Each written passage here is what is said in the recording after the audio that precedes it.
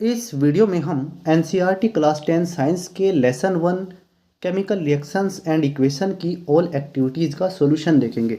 सबसे पहली एक्टिविटी में मैग्नीशियम का जो रिबन है, मैग्नीशियम का वायर है, उसको जलाया जा रहा है।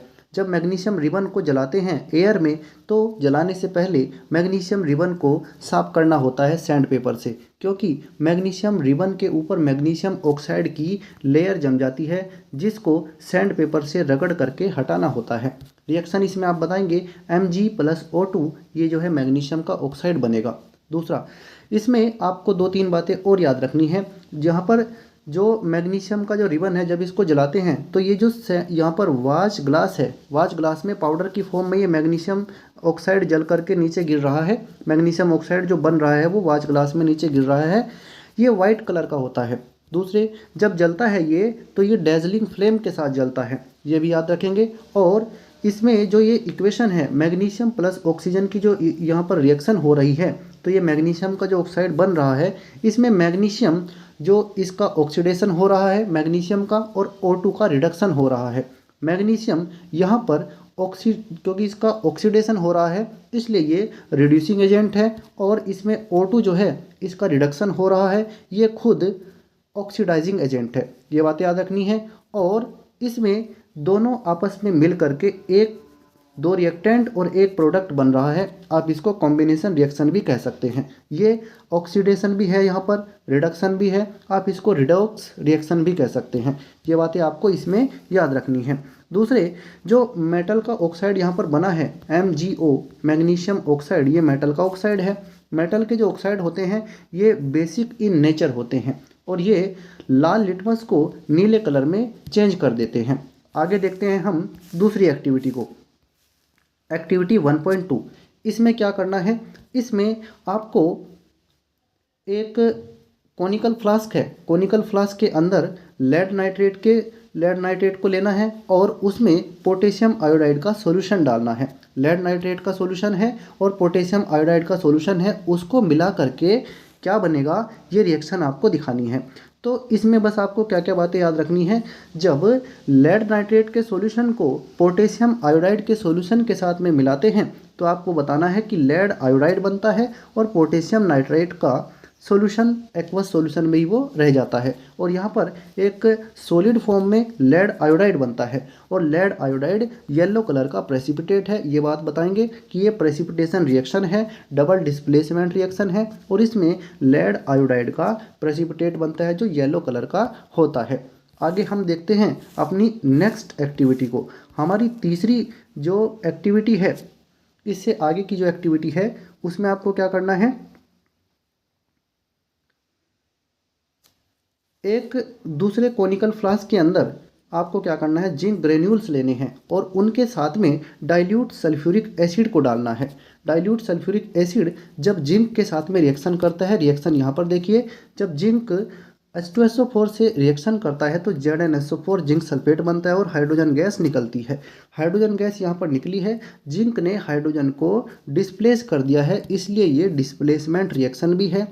जिंक हाइड्रोजन से ज़्यादा रिएक्टिव है। हाइड्रोजन गैस जब निकल रही है, उसका आप टेस्ट कर सकते हैं, पॉप साउंड टेस्ट। जब जलती हुई कैंडल को आप यहाँ पर लाएंगे जहाँ से हाइड्रोजन गैस निकल रही है, तो वो पॉप साउंड के साथ जलेगी। इसके अलावा मेटल की रिएक्शन एसिड से हो रही है, ये बात आप बताएंगे। मेटल की रिएक्शन एसिड से हो रही है तो साल्ट और हाइड्रोजन बनते हैं। इसके अलावा जो ये फ्लास्क है, ये गर्म हो जाता है। जब आप इसको हाथ लगाकर देखेंगे तो ये गर्म हो जाता है। इसका मतलब ये है कि यहाँ पर ये एक्सोथर्मिक रिएक्शन है, क्योंकि इसमें हीट निकल रही है। तो आप इस एक्टिविटी में यही बातें याद रखेंगे। इसके बाद हम बढ़ते हैं अपनी नेक्स्ट एक्टिविटी की तरफ। नेक्स्ट एक्टिविटी है हमारी, इसमें फॉर्मेशन ऑफ स्लेट लाइम है। आपको स्लेट लाइम बनाना है कैल्शियम ऑक्साइड से। जब कैल्शियम ऑक्साइड वाटर के साथ में रिएक्शन करता है, वाटर के साथ में वाइग्रसली रिएक्ट करता है, और बहुत ही ज़्यादा हीट निकलती है, और आपका इस क्विक लाइम से, कैल्शियम ऑक्साइड को क्विक लाइम कहते हैं, कैल्शियम ऑक्साइड से स्लेट लाइम बनता है। CaOH का होल ट्वाइस स्लेट लाइम बनता है। तो ये रिएक्शन है। आप यहाँ पर देखिए कुछ जो इम्पोर्टेंट पॉइंट्स हैं। यहाँ पर आपको पहले बात याद रखनी है कि कैल्शियम ऑक्साइड जो है वाइग्रसली वाटर के साथ में रिएक्ट करेगा। CaO कैल्शियम ऑक्साइड को क्विकलाइम कहते हैं। कैल्शियम हाइड्रोक्साइड इसमें बनता है, इसको स्लेक्ट लाइम कहते हैं। बहुत ज़्यादा हीट निकलती है, ये एक्जोथर्मिक रिएक्शन है। ये इक्वेशन है CaO की H2O से रिएक्शन, CaOH का होल ट्वाइस बन रहा है, हीट निकल रही है। तो ये बातें बस आपको इस एक्टिविटी में याद रखनी है। कैल्शियम हाइड्रोक्साइड को स्लेक्ट लाइम कहते हैं। आगे देखते हैं हम अपनी नेक्स्ट एक्टिविटी को। नेक्स्ट एक्टिविटी ये डिकम्पोजिशन रिएक्शन पर आधारित है। इसमें क्या हो रहा है इसको देख लीजिए आप। यहाँ पर सबसे पहले इसमें फेरस सल्फेट के कुछ क्रिस्टल को टेस्ट ट्यूब में या एक बॉइलिंग ट्यूब में ले करके गर्म किया जा रहा है। जब इसको गर्म करते हैं, जो फेरस सल्फेट होता है, फेरस सल्फेट के पास में 7 मॉलिक्यूल्स ऑफ जो होते हैं वो क्रिस्टलाइन वाटर के मॉलिक्यूल्स होते हैं 7 फेरस सल्फेट के पास। और इन क्रिस्टलाइन जो ये वाटर के मॉलिक्यूल्स हैं 7 जो है, इनकी वजह से फेरस सल्फेट का जो कलर है वो ग्रीन कलर का होता है। जब इसको गर्म करते हैं तो जब इसको हमने गर्म किया, इसको जो है बॉईल करना शुरू किया, तो ये डिकम्पोज हो गया है। ये हीट की वजह से डिकम्पोज हुआ है, टेम्परेचर इसका बढ़ने लगा है, ये डिकम्पोज हो रहा है। तो इसको आप थर्मल डिकम्पोजिशन रिएक्शन भी कहेंगे। इसमें हो क्या रहा है, जब हीट करते हैं FeSO4.7H2O को, तो इसमें से जो 7 मॉलिक्यूल थे क्रिस्टलाइन वाटर के, ये निकल जाते हैं और फिर ये ग्रीन कलर से वाइट कलर में बदल जाता है। जैसे इसको अब फिर ये ग्रीन कलर पहले था जब इसमें क्रिस्टलाइन वाटर था, लेकिन जब हमने इसको गर्म किया तो इसके अंदर से जो 7 मॉलिक्यूल थे क्रिस्टलाइन वाटर के, ये निकल जाते हैं। इसके बाद ये वाइट कलर का बचा है। वाइट कलर में जो प्रोडक्ट आगे गर्म करने के बाद बचा है वो वाइट कलर का FeSO4 फेरस सल्फेट है। फिर फेरस सल्फेट को जब आगे गर्म करते हैं तो ये फेरिक ऑक्साइड, सल्फर डाइऑक्साइड और सल्फर ट्राई ऑक्साइड में बदल जाता है। ये डिकम्पोजिशन हुआ है, इसका थर्मल डिकम्पोजिशन हुआ है। और ये जो गैसें इसमें से निकल रही हैं, sulphur dioxide gas, sulphur trioxide gas, इन गैसों की वजह से इसमें से सल्फर की गंध आती है। ऐसा लगता है जैसे सल्फर जल रही हो, तो बर्निंग सल्फर की ऑर्डर आती है, इसकी गंध आती है। तो आप ये याद रखेंगे कि ये थर्मल डिकम्पोजिशन है। फेरस सल्फेट ग्रीन कलर का होता है। जब इसको गर्म किया जाएगा, जलाया जाएगा, इसको बॉईल किया जाएगा, तो ये फेरस सल्फेट के जो 7 मॉलिक्यूल्स थे वाटर के, वो निकल जाएंगे, कलर चेंज हो जाएगा वाइट, ग्रीन से वाइट। और आगे इसका डिकम्पोजिशन हो जाएगा जो फेरिक ऑक्साइड में भी बदलेगा, फेरिक ऑक्साइड, सल्फर डाइऑक्साइड और सल्फर ट्राई ऑक्साइड। आगे देखते हैं हम अपनी नेक्स्ट एक्टिविटी को। हमारी एक्टिविटी 1.6 है। इसमें क्या करना है, यहाँ पर भी थर्मल डिकम्पोजिशन हो रहा है। जो हमारी ये एक्टिविटी है इसमें भी थर्मल डिकम्पोजिशन है। तो इस एक्टिविटी को आप यहाँ देखिए। पहले यहाँ पर क्या करना है, लेड नाइट्रेट को गर्म करना है। यहाँ पर बॉइलिंग ट्यूब में लेकर के गर्म करना है इसको। तो जब लेड नाइट्रेट को गर्म करना शुरू करते हैं हम, तो ये धीरे धीरे डिकम्पोज होना शुरू हो जाता है और इसके अंदर से NO2 नाइट्रोजन डाइऑक्साइड, ये गैस है जो भूरे कलर की, ब्राउन कलर के इसमें से धुएं निकलते हैं। तो ये NO2 गैस इसमें से निकलती है। तो यहाँ पर लेड नाइट्रेट डिकम्पोज हो गया है। इसमें कुछ इंपॉर्टेंट पॉइंट्स हैं जो आपको याद रखने हैं। जब आप टेस्ट ट्यूब को उसको देखते हैं, बॉइलिंग ट्यूब को देखते हैं, तो उस पर ब्राउन फ्यूम्स निकलते हैं। किस गैस के? नाइट्रोजन डाइऑक्साइड के। आगे यहाँ ये लेड नाइट्रेट का फॉर्मूला है। जब आप इसको हीट करते हैं, रिएक्शन इस तरह से लिखेंगे, लेड नाइट्रेट, ये लेड ऑक्साइड, नाइट्रोजन डाइऑक्साइड और ऑक्सीजन में डिकम्पोज हो जाता है। तो ये थर्मल डिकम्पोजिशन है, आप इसको याद रखेंगे। आगे हम बढ़ते हैं अपनी नेक्स्ट एक्टिविटी की तरफ। हमारी जो नेक्स्ट एक्टिविटी है 1.7, ये है electrolysis of water. Electrolysis of water में आपको कुछ इंपॉर्टेंट पॉइंट याद रखने हैं बस। जो हमारा वाटर है, वाटर जो है हमारा डिकम्पोज हो गया है, इलेक्ट्रोलिटिक डिकम्पोजिशन है हाइड्रोजन गैस में और ऑक्सीजन गैस में। जब वाटर मॉलिक्यूल के अंदर इलेक्ट्रिसिटी फ्लो कराई जाती है तो ये हाइड्रोजन और ऑक्सीजन में डिकम्पोज हो जाता है। कैथोड पर हाइड्रोजन मिलेगी, एनोड पर ऑक्सीजन मिलेगी, और जो हाइड्रोजन और ऑक्सीजन मिली हैं हमें बाय वॉल्यूम, उनका रेशो है 2:1। इसके अलावा हमने इसमें इलेक्ट्रोलाइट यूज किया है डाइल्यूट H2SO4 को। डाइल्यूट H2SO4 डालने का रीज़न ये है कि जो हमारा वाटर होता है वो जनरली इलेक्ट्रिसिटी का कंडक्टर नहीं होता है। तो उसके अंदर जब हमने डाइल्यूट H2SO4 को डाला तो ये H2SO4 अपने आयंस में ब्रेक हो गया है और वाटर को इलेक्ट्रिकली कंडक्टर उसने बना दिया है। ये बातें आपको इसमें याद रखनी है। नेक्स्ट एक्टिविटी है हमारी 1.8। इसमें क्या होना है, ये आपका फोटोलिटिक डिकम्पोजिशन है। इसमें एक चाइना डिश के अंदर सिल्वर क्लोराइड को रख देंगे। सिल्वर क्लोराइड का शुरू में जो कलर होता है वो वाइट कलर होता है।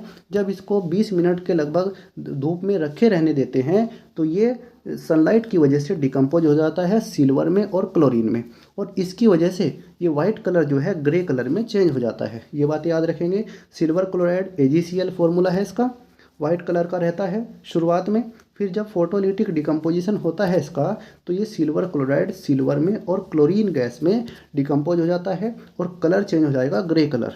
यही बातें इसमें आपको याद रखनी है। अब हम देखते हैं अपनी नेक्स्ट एक्टिविटी को। हमारी जो नेक्स्ट एक्टिविटी है इसमें आपको क्या देखना है, यहाँ पर डिस्प्लेसमेंट रिएक्शन पर आधारित है ये। इसमें क्या होना है, देखिए यहाँ कॉपर सल्फेट के सॉल्यूशन के अंदर आयरन की नेल्स को धागे से बांधकर लटका दिया गया। तो इसको जब लगभग 20-25 मिनट तक ऐसे ही रहने दिया तो उसके बाद हमने देखा कि ये जो इसका ब्लू कलर है कॉपर सल्फेट का, ये फेड हो जाता है। तो यही एक्टिविटी है। इसमें हुआ क्या है, तो ये डिस्प्लेसमेंट रिएक्शन पर आधारित है। इसमें देखिए क्या हुआ है। सबसे पहले जो कॉपर सल्फेट होता है उसमें भी 5 मॉलिक्यूल्स वाटर ऑफ क्रिस्टलाइजेशन होता है और ये शुरुआत में ब्लू कलर का रहता है। कॉपर सल्फेट इसकी वजह से ब्लू कलर का रहता है। जब ये 5 H2O इसके अंदर से निकल जाते हैं तो ये वाइट कलर का हो जाता है। फिर अब देखिए यहाँ पर कॉपर सल्फेट का सॉल्यूशन जो है इस ट्यूब के अंदर भरा गया है। इसके बाद में ये टेस्ट ट्यूब में कॉपर सल्फेट का सॉल्यूशन है। जब इसमें आयरन नेल्स को डुबाया गया धागे से बांध करके तो आयरन ने कॉपर को डिस्प्लेस कर दिया है, तो FeSO4 बना है और कॉपर इसमें से अलग हो गया है। तो यहाँ पर क्या होता है, जो नेल्स हैं जब इनको बाहर निकाल कर देखा गया तो ये ब्राउनिश हो जाती हैं, थोड़ी सी भूरे कलर की हो जाती हैं, और जो इसका ब्लू कलर था वो फेड हो जाता है। और इसमें हुआ क्या है, आयरन ने Fe ने डिस्प्लेस कर दिया है कॉपर को, किससे, कॉपर सल्फेट के सॉल्यूशन से। ये बातें इसमें याद रखनी है आपको। तो यही एक्टिविटी है। नेक्स्ट एक्टिविटी है हमारी, अब देखते हैं हम अपनी नेक्स्ट एक्टिविटी को। ये डबल डिस्प्लेसमेंट रिएक्शन पर आधारित है। इस एक्टिविटी में आपको क्या करना है, 2 टेस्ट ट्यूब हैं। एक टेस्ट ट्यूब जो है उसमें सोडियम सल्फेट का सॉल्यूशन है और दूसरी टेस्ट ट्यूब में बेरियम क्लोराइड का सॉल्यूशन है। इन दोनों को आपस में मिलाया गया। जब इन्हें धीरे धीरे आपस में मिलाया गया तो जो मिक्स बना उसके बाद इसमें केमिकल रिएक्शन होती है। तो यहाँ हुआ क्या है, जो सोडियम सल्फेट और बेरियम क्लोराइड हैं जब ये आपस में रिएक्शन करते हैं तो इसके टेस्ट ट्यूब के अंदर बेरियम सल्फेट का वाइट PPT बनता है, वाइट कलर का इनसोल्यूबल PPT बनता है बेरियम सल्फेट का, और NaCl अपने एक्वस मीडियम में ही, एक्वस सॉल्यूशन में, इसमें सॉल्यूशन में ही रहता है। तो ये डबल डिस्प्लेसमेंट है। यहाँ पर एक्सचेंज ऑफ आयंस हो गया है और ये प्रेसिपिटेशन रिएक्शन भी है क्योंकि इसके अंदर प्रेसिपिटेट बना है। प्रेसिपिटेट कौन सा है, ये बेरियम सल्फेट है और कलर कैसा है, वाइट कलर है। तो इस तरह से आप इसको याद रखेंगे। नेक्स्ट एक्टिविटी है हमारी एक्टिविटी, लास्ट एक्टिविटी है ये ऑक्सीडेशन एंड रिडक्शन पर आधारित है। इसमें हमने किया क्या है, इस एक्टिविटी में एक चाइना डिश के अंदर कॉपर का पाउडर लिया है और कॉपर के पाउडर को हमने हीट करना शुरू कर दिया है। जब इसको हीट करते हैं तो ये धीरे धीरे हीट होने के बाद पहले तो जो कॉपर का कलर है वो थोड़ा सा ब्राउनिश सा कलर है, लेकिन जैसे जैसे इसको हीट करते जाते हैं तो ये काला कलर होने लगता है, ब्लैक कलर में चेंज हो जाता है। आपको कैसे बताना है, जो कॉपर है वो ऑक्सीजन से रिएक्शन करने के बाद कॉपर ऑक्साइड बनाता है और ये कॉपर ऑक्साइड ब्लैक कलर का होता है। तो इस एक्टिविटी में आपको ये याद रखना है। इसमें दूसरी बात ये है, जब कॉपर की ऑक्सीजन से रिएक्शन हो रही है तो कॉपर ऑक्साइड बन रहा है ब्लैक कलर का। यहाँ कॉपर का ऑक्सीडेशन और O2 का रिडक्शन हो रहा है।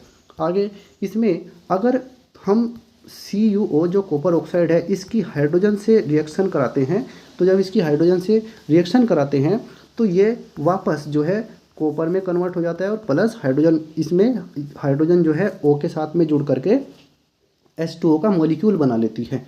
तो इस तरह से जो है ये रिएक्शन भी हो सकती है। बस आपको तो ये याद रखना है कि यहाँ पर कॉपर का ऑक्साइड बना है ब्लैक कलर का और यहाँ पर ऑक्सीडेशन हुआ है कॉपर का। और ये आप जो है ये भी कह सकते हैं कि ये 2 रिएक्टेंट मिलकर के एक प्रोडक्ट बना रहा है, ये कॉम्बिनेशन रिएक्शन भी है। तो ये आप इस एक्टिविटी में याद रखेंगे। तो इस लेसन की ये थी हमारी इम्पोर्टेंट 11 एक्टिविटीज़। आप इनके इक्वेशंस को एक बार वीडियो को जो है ध्यान से देख लेंगे, नहीं समझ में आएगा दोबारा देख लेंगे। आप वीडियो को शेयर करिए, अगर आपको वीडियो अच्छी लगी है तो इसको शेयर करिए, हमारे चैनल को सब्सक्राइब करें। धन्यवाद।